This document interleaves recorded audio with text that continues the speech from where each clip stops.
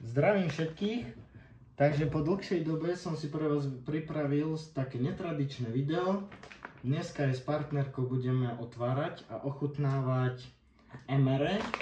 To je vlastne meal ready to eat, hlavne pre zložky ako sú vojaci, policajti a ľudí nasadených v teréne.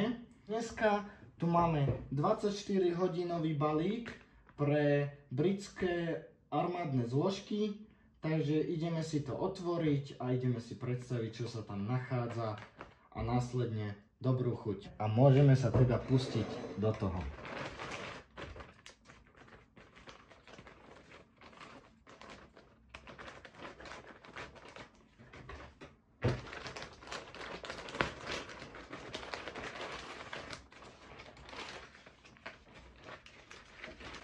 Ako vidíte, máme tu toho pomerne dosť. Nakoľko je to na celý deň, tak to obsahuje všetky chody počas dňa a všetky typy jedál. Na balení je napísané 4000 kilokalórií.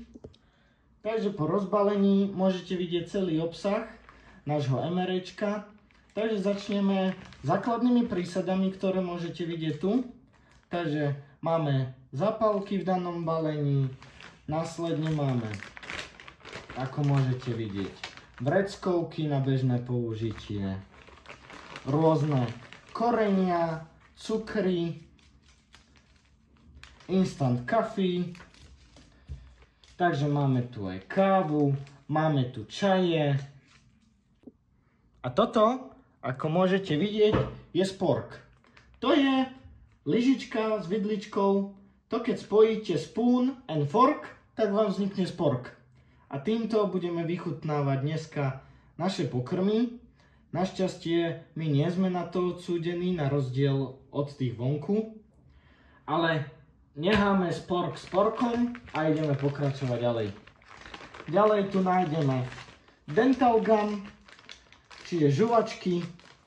Ďalej tu máme to isté, čo predtým. A ako môžete vidieť, už tu máme len spomínaný cukor. A ešte jednu kávu. A to sme mali obsah našeho prvého balenia. Ako vidíte, už v ňom nič nie je. A môžeme sa presunúť na konkrétne vchody. Takže ja som pre vás zvolil pravdepodobne typické anglické raňajky. Ako môžete vidieť, máme tu chicken sausage and beans. Takže kuracie párky s fazulkami. Uvidíme, aké to bude. Je to veľké balenie, takže budeme mať s tým čo robiť aj dvaja a chceme ochutnať aj zvyšok. Následne tu máme džemík, máme tu energy drink. Som ho zvolil na raňajky, lebo po ránu viete, každý potrebuje energiu. Určite aj vy. A ešte, aby sme mali na čo dať ten džemík, tak tu máme, nazvem to keksíky, lebo je to ako biscuit brown, ale pre nich je to skôr ako taký chlebík. Takže zatiaľ, dokým si pripravujeme naše párky, tak môžete vidieť dané chlebíky, alebo sušienky, ako by som to nazval. Väčšina z týchto keksíkov bola žiaľ polámaná, ako môžete vidieť. V tomto balení ich bolo približne 6. Asi mali ťažkú cestu ku nám, ale napriek tomu máme tu aspoň tieto. Takto vyzerá celý, ten sa vydaril. Takže ideme chutnať a hneď vám povieme aj výsledok.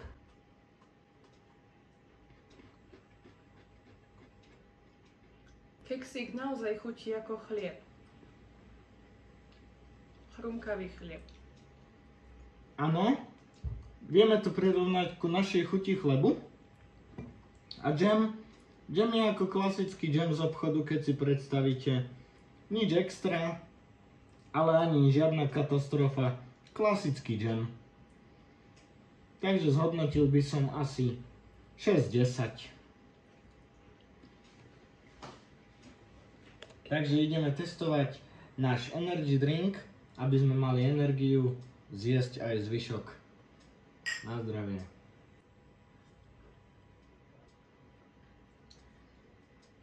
Chutí to ako limonáda. Red Bullu sa to nevyrovná, ale Nie je to zlé. Pre mňa cítiť, že je to také mierne umelé, to nazvem. Takže asi 5 z 10. A few minutes later. Pokračujeme v našich raňajkách. Ako môžete vidieť, toto sú tie páročky s fazulkami. Vyzerá to veľmi zaujímavo. Ideme vyskúšať, aké to aj je. Vonia to veľmi pálivo. Pripomína to párky do močadla. Takže jednoduché jedlo v jednoduchej kečupovej omáčke. Nie je to vôbec pikantné. A pripomína mi to ten bratislavský párok. Ozaj v kečupe a fazulky uvarené. Nie je to gurmánsky zážitok, ale najesť sa z toho dá. Tak si myslím, že takých 6-10 pokojne. Ďalej sme si pre vás pripravili obed, ktorý sme zložili z kuracieho curry, so zemiakmi a ryžou. Následne máme k tomu ovocný drink a ešte ako dezert tu máme vanilkový koláčik. Čo sa týka hlavného jedla, kto by bol ten pravý gurmán, tak v balení sa nachádzal aj náš sambal. Sambal je extrémne pálivá chili omáčka, takže kto má rád pálivé, určite odporúčam. Takže ideme si to pripraviť a dobrú chuť. A few minutes later. Po chvíli varenia môžete vidieť naše hlavné jedlo, kuracie curry s ryžou a zemiakmi. Ako môžete vidieť, všetko je to pekne pospájané. A ideme to ochutnať. Ešte k tomu na zapitie sme si rozmiešali náš ovocný nápoj. Rozmiešali sme teda len polovicu. No, nakoľko náš prvý energetický náboj nebola žiadna sláva. Takže, dobrú chuť.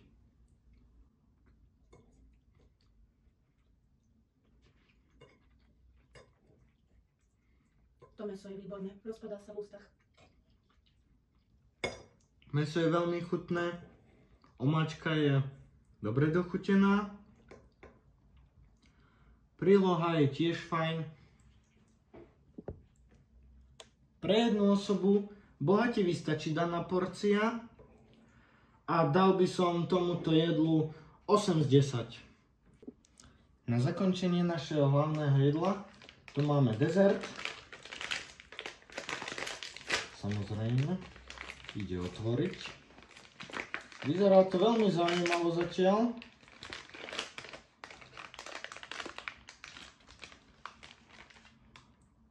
Takže ako môžete vidieť, klasický koláč s vanilkovou príchuťou. Keďže chutnáme dvaja, ideme ho okamžite rozdeliť, aby sme vám povedali, ako chutí. Nech sa páči. Ďakujem.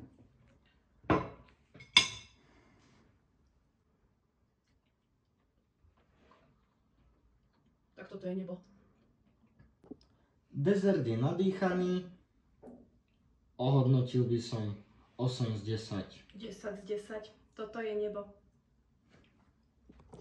Medzi hlavnými jedlami môžeme voliť túto taštičku, ktorá vyzerá ako detská výživa. Táto konkrétne má príchuť jablko broskyňa. Ideme to okamžite ochutnať, či to bude dobré ako našim deťom. Sem dáme na klasickú lyžičku a tu využijeme náš doteraz nevyužitý spork. Vonia to ako detská výživa.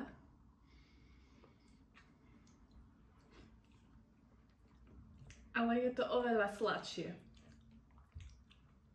Je to mierne sladšie a zároveň je tam menej výrazná chuť ovocia. Asi by som dal hodnotenie 6 z 10.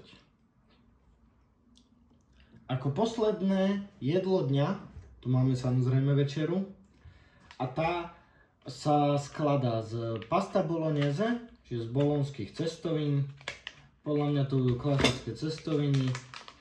Ako taký snack si môžeme dať k tomu solené arašídy. Máme tu ešte taký zákusok, to bude určite taký malý keksík.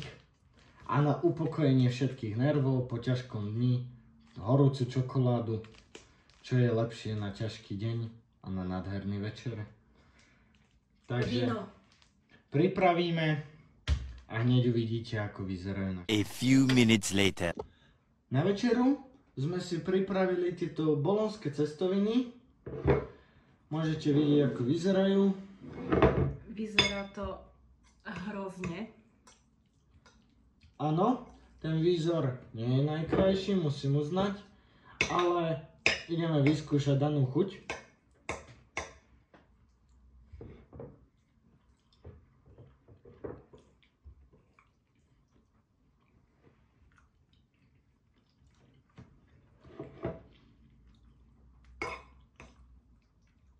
Cestovina je úplne rozverená, ale to sa asi aj nič iné nedá čakať.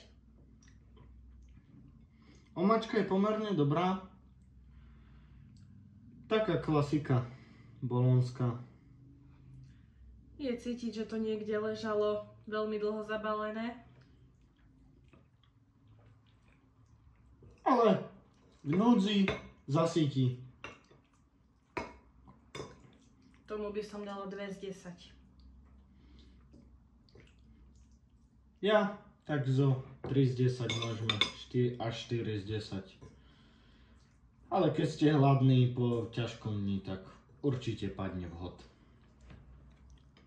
Po mierne neúspešných cestovinách, aj výzorom, aj chuťou, tu máme poslednú záchranu dňa, čiže vlastne sú to solené arašídy a ja tu mám keksík, dezertík na večer.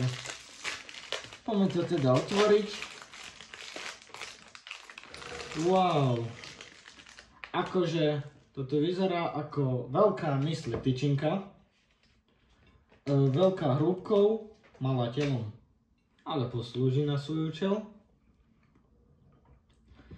Samozrejme aj túto si rozdelíme, aby sme vyskúšali. Začnem aj ja s arašídmi. Klasika. Dostanete kúpiť v každom obchode. Áno, presne bežné arašídy. Nič extra. Nesolené.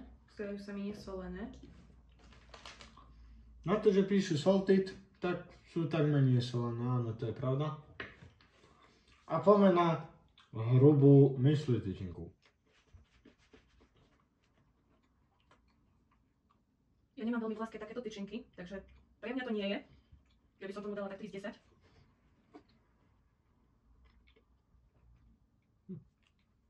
Je to klasická mysli tyčinka, ako kúpite všade v obchodoch. Takže môžeme povedať tiež 5 z 10. Arašídy samozrejme hodnotiť netreba, lebo to sú arašídy. Tak ako ste už mohli vidieť, na dnes sme už dojedli, ale samozrejme, ako sme spomínali, pre pokojný spánok na koniec dňa si dáme horúcu čokoládu. Rozmiešala sa z tohto prášku v pol litri vriacej vody, takže ideme ju vyskúšať a hneď vám ju ukážeme. A few moments later. Ako posledné si ideme dať avizované kakaoko alebo horúcu čokoládu. Ako môžete vidieť, má to farbu obyčajného kakaa a ideme to vyskúšať chuťovo.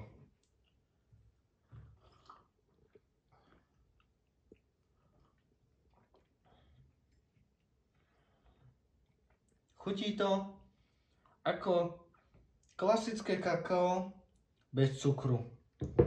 Čiže kebyže sa tam pridá cukor, by to bolo oveľa lepšie. Vtedy by to chutilo ako obyčajné kakaoko, ako gránko. Toto je skôr ako keď pridáte do mlieka holandské kakao namiesto gránka. Z dnešnej ochutnávky MRčka by to bolo všetko. Ďakujeme veľmi pekne za pozornosť aj za to, že ste si nás pozreli až do konca. Ak by niekto chcel ochutnať, je to menu číslo 4, britské MRE.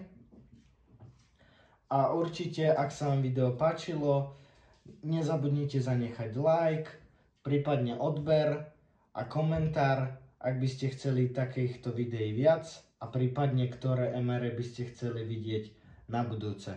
Ďakujem veľmi pekne, nech sa vám darí, majte sa.